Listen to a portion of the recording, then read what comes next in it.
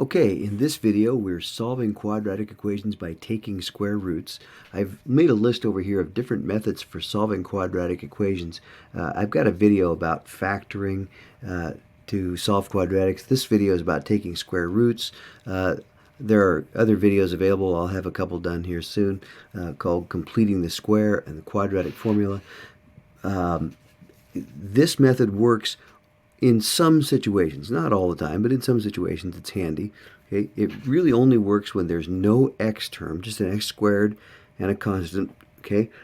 Or if there happens to be a squared binomial, and we'll have an example of that in just a second. So don't panic about what that means. Okay?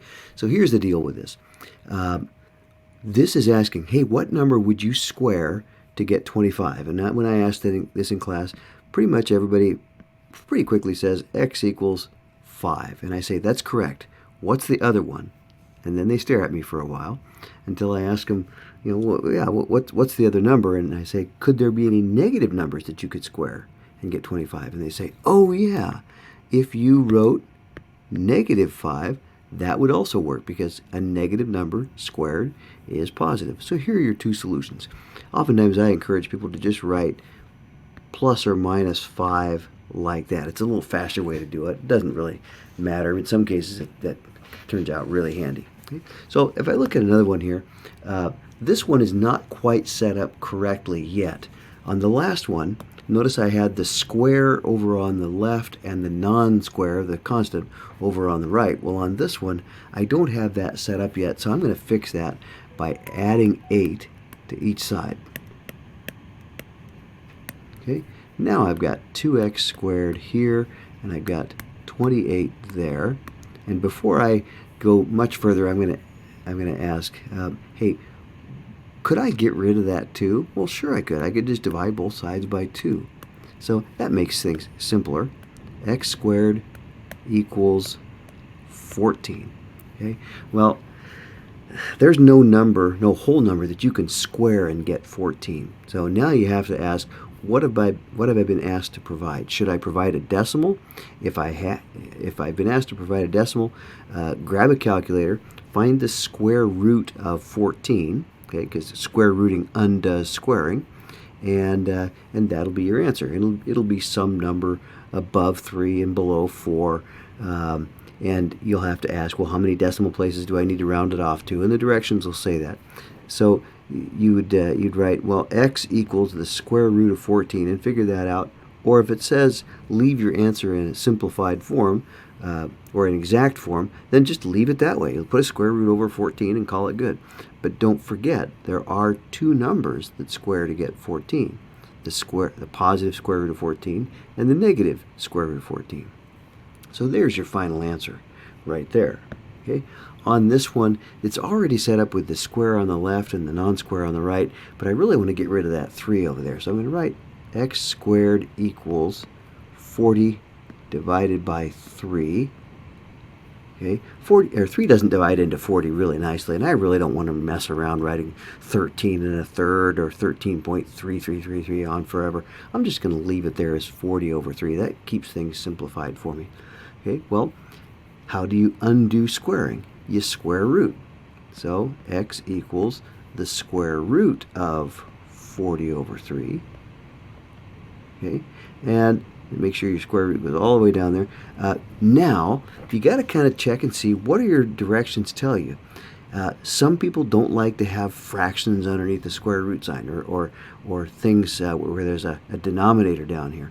Okay, and you can find videos about how to get rid of having a square root down in a denominator.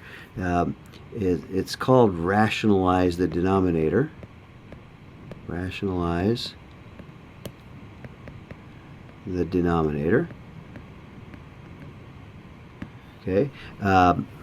I don't have a video about it yet. I could make one later. But that's a skill that used to be emphasized more, not so much these days. But if you need to have a rational number down in the denominator, there's a way to do that. Okay. If your directions don't care, then hey, just leave it there as a fraction and call it good. But don't forget, there is a positive and a negative square root of 40 over 3. So Write that as your answer, call it good, unless you're told to rationalize the denominator, in which case find a video about how to do that. Okay? With this one, here's that thing where we said you could also have a squared binomial, and this is what it looks like right there. Okay? Here's a binomial, and it's squared. Okay? So let's attack this thing. What I'm going to do first is I definitely don't want to square out this x minus 3 like this. X minus 3 and then multiply that all out. No, we're not going to do that. What we're going to do is first, let's get rid of that 5 by dividing both sides by 5. So that gets me x minus 3 squared and 16 over here. Okay, so now that's simpler looking, but we're not done. What I'm going to do is, instead of trying to undo anything in here, I'm just going to say, look, how would I undo that squaring? I would square root. Okay, let me say it again. To undo squaring, I would square root. Some people actually want you to show, put a big giant square root sign over both of these. And that's perfectly reasonable to do that. Okay, and here's the general idea. The square rooting undoes the squaring. So I'm left with x minus 3.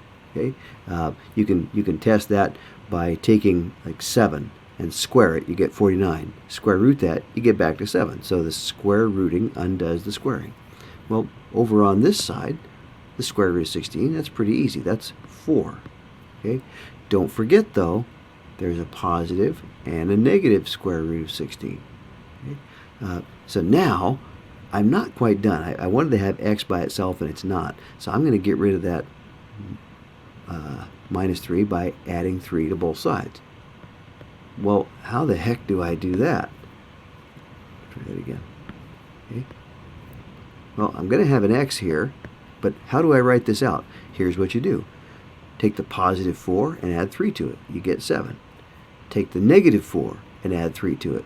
You get negative 1. There are your two answers. Okay, so we had to do a little messing around with it. We first got rid of the 5 by dividing it off. Then we had just the binomial squared, and then we unsquared that by square rooting both sides. Okay, from there we had x minus 3. We had positive and negative 4. We added 3 to get rid of the minus 3, and then said, okay, positive 4 plus 3 is 7. Negative 4 plus 3 is negative 1. Here's one more. Okay. This thing doesn't look very clean, so I'm gonna get rid of this minus 2 by just at least getting it out of the way, and I'm going to do that by adding 2 to both sides. Okay, now I still have x plus 4 squared there, and I have a 32. Okay. Now again, I'm going to ask you, how do you get rid of the squaring? You square root. Okay, so put big square root over both of them. Okay, and when you square root the square of x plus 4, you get x plus 4. When I square root 32, oh boy. Okay, well, I'm just going to write this. Okay, if your directions or your teachers say simplify square roots, or leave your answers in simplified form, you'll need to look up how to simplify a square root. Okay, there's a real simple way to do it. I'll probably have a video about it here, but for right now, I'm just going to leave it that way. Okay, don't forget though, when you square root both sides, you've got a positive and a negative square root 32. Okay, now we're not done. How do I get rid of a plus 4? Subtract 4. Okay. Now, it would be great if I could just subtract 4 out from the 32 and make it 28, but that thing's in a square root sign, and you can't subtract 4 out from inside it. So here's what we'll do. Write plus or minus square root 32 minus 4. Okay? We'll just leave it that way. If you want a decimal answer, no problem. Find a calculator, hit the square root of 32, take the positive version of that number and subtract 4 from it. That's one answer.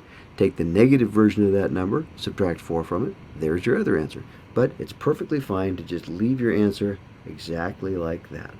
Okay, that's it for solving quadratics by taking square roots.